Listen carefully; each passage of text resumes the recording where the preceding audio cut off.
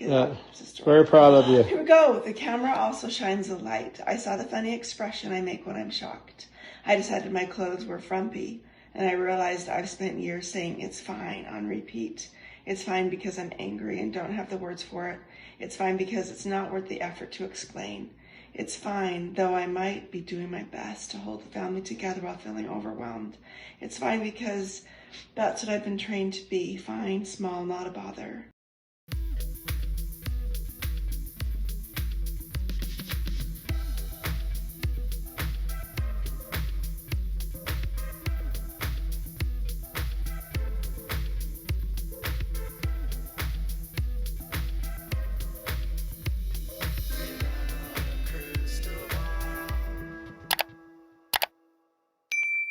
Hi, besties. It's Katie from Without a Crystal Ball. Guess what? Christine Brown's book is coming out on September 2nd.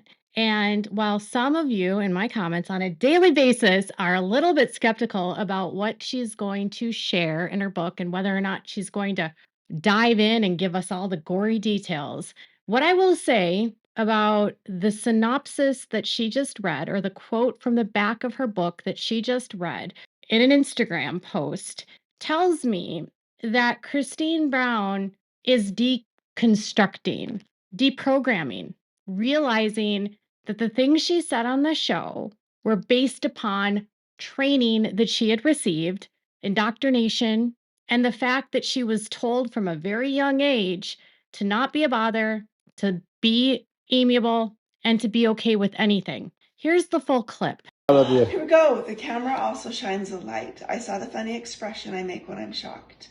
I decided my clothes were frumpy, and I realized I've spent years saying it's fine on repeat. It's fine because I'm angry and don't have the words for it. It's fine because it's not worth the effort to explain. It's fine, though I might be doing my best to hold the family together while feeling overwhelmed.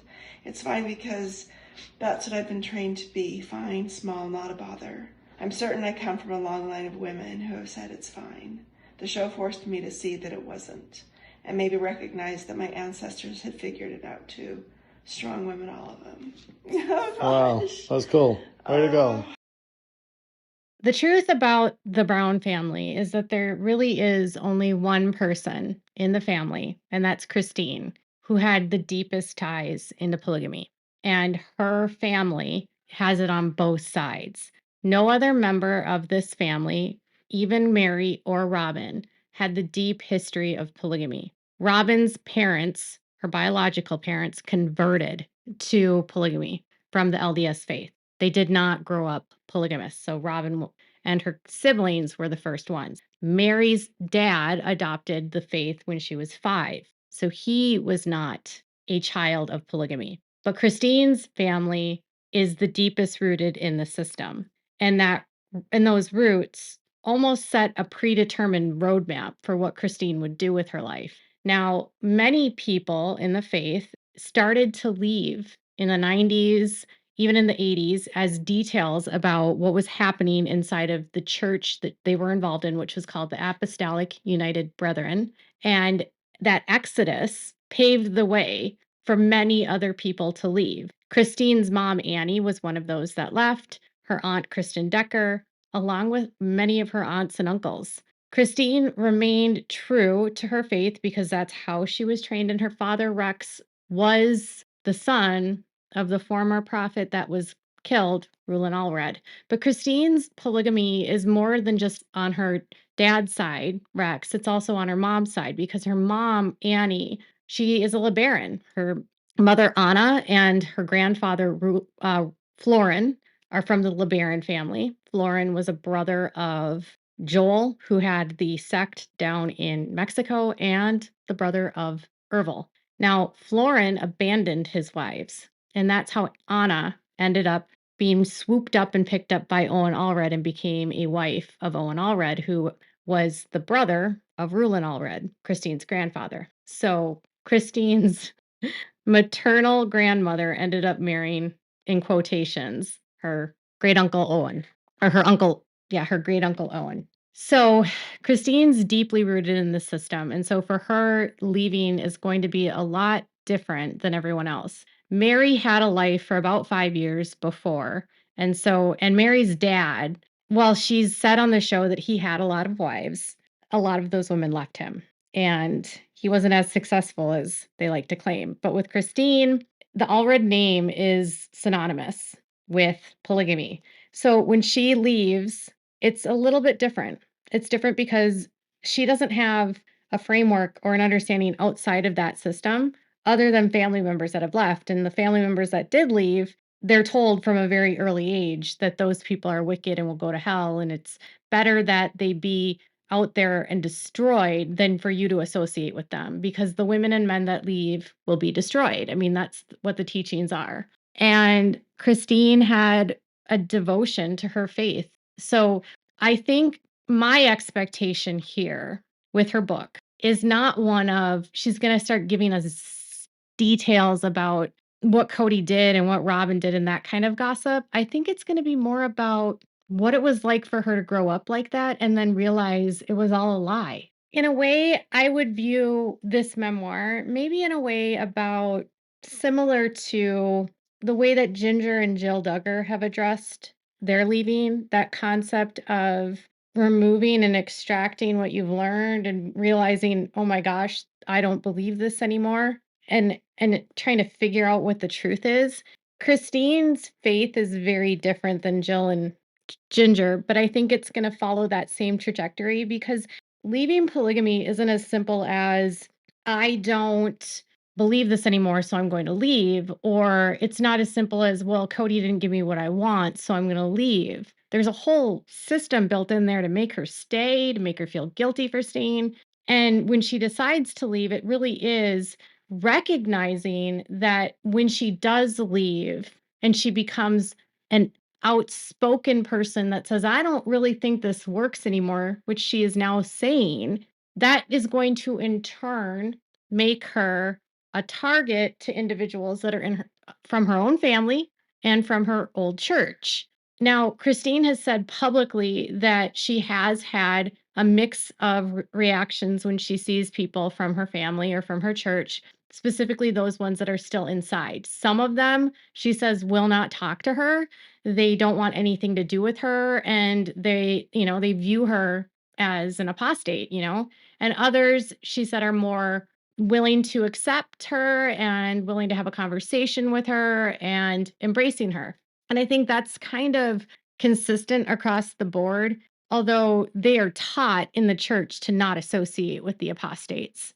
And Christine, by writing this book, is truly becoming an apostate. And I think it can't go underscored what a significant emotional and psychological step that is for her, because once you become an apostate, the entire wrath of the cult will come down on you. And I've seen it firsthand with other people that have left. There's someone that's a member of my channel, Ellen, who's from the group, and I have seen firsthand what she's gone through with people from the church and how she's been treated. And I've also seen how she's even been treated by other apostates, because it's not simple leaving. It might look like on TV everything is polished and perfect, but I would assume that behind the scenes there have been a lot of tears, there have been a lot of arguments, there have been a lot of fights, there have been probably a lot of just anger about what she's gone through, sadness, frustration. And I truly think at the end of the day, the book is going to be about not just what the camera exposed, but what it was like to leave. There's a lot of books that are on polygamy already, that you can get a good understanding. Kristen Decker, who is from this group, wrote a book too. And Kristen's brother Jay recently wrote a book from a male perspective. His book's interesting because it goes into what it's like for a guy to have to try to juggle what's happening with the women, and with the men that figure out that this is all a lie, how devastating that can be. And he does talk about sort of that built-in narcissism for men where they don't ever have to be accountable. And that, for the average guy, can make them feel, it can break them. Because if you're not narcissistic to begin with, and then you're supposed to be this like alpha male, and that's not your nature, it's really hard to live up to.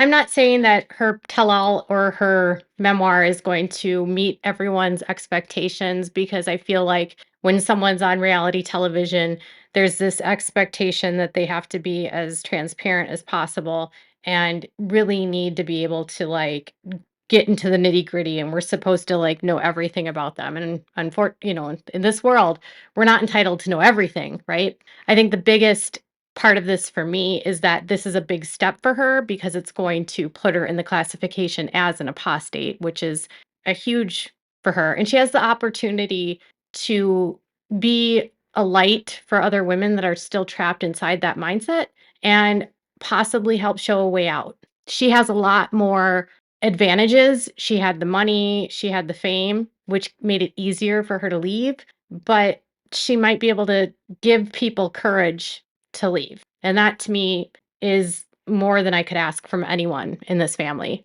I don't think they're ever going to do what I want, right? Cuz they're not me, but the best they can do is acknowledge that what they were part of was a lie. Um, we'll see how she addresses and understands how this might have harmed other people, or, other people that were in the group or out of the group, and how that they were treated by her while she was still in. I don't know if she'll address that. I know that's been a sticking point for some people that have left, but it's a journey for every person. Now, to end this video, Kody Brown did a cameo recently, and in the cameo, he had this tip for a new couple that were buying a house. But remove that. He made a comment about decorating the house that I felt like was him trying to justify how much money he and Robin ripped off from everyone else. As much as you can, even if Alex is not interested, or Maddie, if you're not interested, I would take the opportunity to sort of design the decorate or lay out the home and the furniture, picking the furniture out and stuff like that. Do all that together. All right. Don't make a situation where it's yours or theirs. Make it a situation where it's ours. And I know this sounds crazy, especially for some guys where they're like, please don't make me decorate a home. You got to be invested. And the reason I say that is because I think that actually is one of those things that helps build intimacy. And that's, emotional intimacy between a husband and a wife, is to involve each other in these sort of simple, minor things, so that you're both taking ownership of something very special to you. So that's my advice for people who buy their first home. Figure it out together. That's a good way to learn compromise. Somebody might want one thing, the other spouse might want something else. You got to figure out how to negotiate in a partnership. And decorating a home, picking out furniture and stuff like that is a simple way to do that, and also a simple way to build emotional intimacy in your relationship. Okay, great. Generally speaking, the last person on earth I would go to for advice about marriage or home ownership or any of the like is Kody Brown, because he has never owned a home, I think more than like 4 or 5 years, maybe 6 tops. He moves so fast. He never stays in a place long enough to put a dent in the overall amount that's owed. He also has had a couple foreclosures, and, he's just moved so much. Now he has a new place, a $2 million home, and a pretty big mortgage. But I did notice throughout the years that his house with Robin was decorated way better than everyone else's house, right? And I truly think that the way that he justifies spending all this money and how they can justify it, or if this is just like their new story, is that buying things together and decorating creates emotional intimacy, and it teaches you how to negotiate. I think it's weird how he refers to his relationships with people like it's a contract. Like you negotiate with a wife, you negotiate. It's like the person is just a transaction. It's not even a human. But the way that he then discusses how picking out furniture and designing together, it builds intimacy. All I kept thinking about was all of the stuff that he and Robin bought for their home that was over the top compared to everyone else. And so I think to him, it's just an excuse. I don't think that picking out furniture with my husband has made us closer by any means. I think sometimes it can be pretty stressful. Thankfully for my husband and I, we tend to agree on the aesthetic of our house, but we're not huge decorators. Either way, I just think it's an excuse, and it's an excuse and a justification for the fact that they've ripped everyone off, and he's got to find a way to spin it. And I would love to know just how much child support he has to pay Christine. I would love to know the amount of back child support he owes. That's one topic I hope gets covered by Christine, because one of the biggest things that she did that proved that she had moved on and was really deconstructed from this was her willingness to sue Kody for child support and custody of their daughter, Truly. Underneath their system, a woman never would have done that. No woman does that kind of stuff in that world, because they're told not to handle anything in the court of law. They're told specifically to handle it outside of the court with the church or whoever. So I knew for a fact that in September 2024 that Christine was deconstructed because she took him to court, something that none of the other women have done. So what are your thoughts? Let me know in the comments below. Make sure to give this video a thumbs up. Make sure to subscribe to my channel if you haven't subscribed, and please click the bell so you never miss a video. Bye, bestie.